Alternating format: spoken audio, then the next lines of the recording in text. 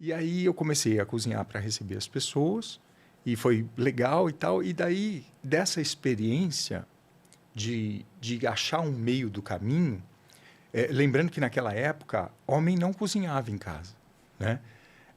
Você tinha um chefe de cozinha, mas não era uma prática o homem cozinhar em Uhum. casa. E aí eu lancei um blog, há 16 anos atrás, chamado Cuecas na Cozinha, que foi um dos primeiros blogs de gastronomia que surgiu na internet, que tinha esse objetivo, motivar os homens a cozinharem, né? Porque ficava restrito à churrasqueira para o homem, né? Ele pilotava ali a churrasqueira só. Exato. Eu lancei depois, nos 2 anos que eu lancei o Cuecas na Cozinha, eu lancei um livro chamado Escola de Maridos e Afins, que era uma brincadeira para os homens começarem a cozinhar, né? E nesse livro eu contava tudo que eu passei quando eu quis cozinhar. Então, por exemplo, saí comprando um monte de coisa. Aí você vê, essa panela você não usa para nada. Aí você começa a entender o que você vai usar efetivamente. Uhum. Aí, às vezes, queria ingrediente. Aí, fazer... Aí, toda hora tem que sair, comprar. Então eu criei uma coisa... Como é que eu monto uma despensa em casa? Como é que eu monto essa coisa de... Que panela que eu preciso? Pegador, essas coisas todas, né? O que eu preciso? E aí, eu fiz o Escola de Maridos e Afins e fiz com essa proposta que era para o cara se aventurar na cozinha, né? E é curioso porque, assim, não era... claro que naquela época tinha cara com preconceito de entrar na cozinha, mas mais do que isso, porque eu acho que, assim, às vezes, por trás do preconceito sempre tem uma coisa que é medo, Uhum. né? Então, o preconceito, ele vem fruto de um medo. E, na verdade, a maioria dos homens tinham medo de competir com a sua mãe, com a sua tia, com a sua avó, e fazer a mesma coisa, e aí alguém vai provar e vai dizer, mas não é igual ao da mãe, ao da Uhum. avó, ao da tia e tal. Mas, como começaram a chegar os ingredientes, então o arroz arbóreo, a sêmola de trigo, e tantas outras, as massas de grano duro, a própria forma que eu falei de fazer o nhoque diferente, né? Alguns molhos, algumas coisas assim. Aí eu fui por esse caminho e falei assim, olha, sabe o que você pode fazer? Fazer uma coisa que você não compete, né? Fazer uma coisa que nunca ninguém fez. Porque na época das nossas mães, avós e tal, risoto era arroz de forno, Uhum. porque não tinha arroz arbóreo, né? Claro, você é de descendência italiana, é uma outra, né? Às vezes você tinha acesso, ou sua família tinha contato, né? Mas aqui no Brasil, né? Eu sou aqui de São Paulo mesmo, né?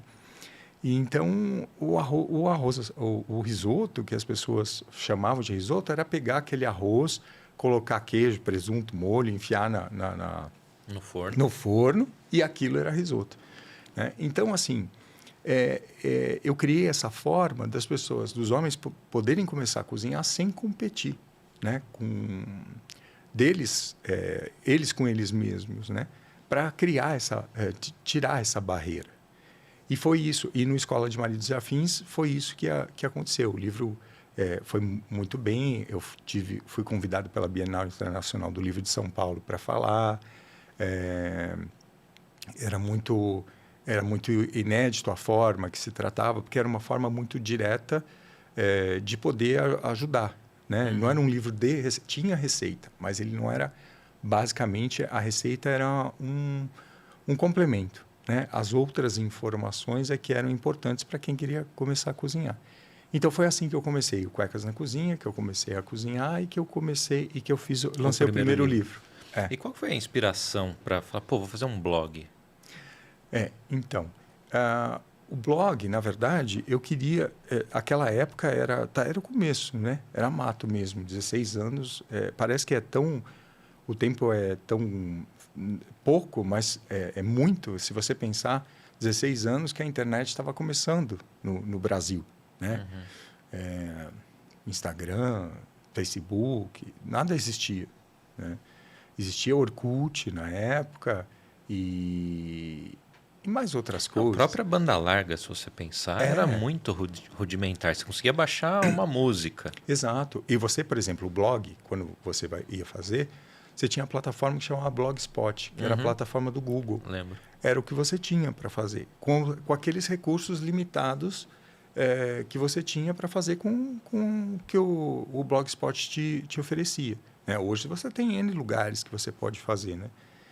E aí, então, assim, eu quis fazer como um diário mesmo, sabe? Como, tipo, contar aquela experiência. Porque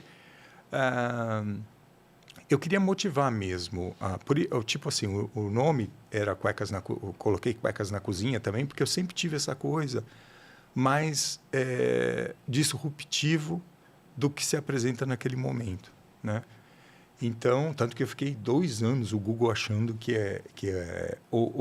a hora achava que eu vendia cueca, a hora achava que era um blog de homens de cueca, uma coisa mais erótica e tal. E aí acabava me bloqueando nas buscas, era uma coisa de louco. Ele levou 2 anos para entender o que eu fazia, o Google, né? Então é uma coisa de louco isso.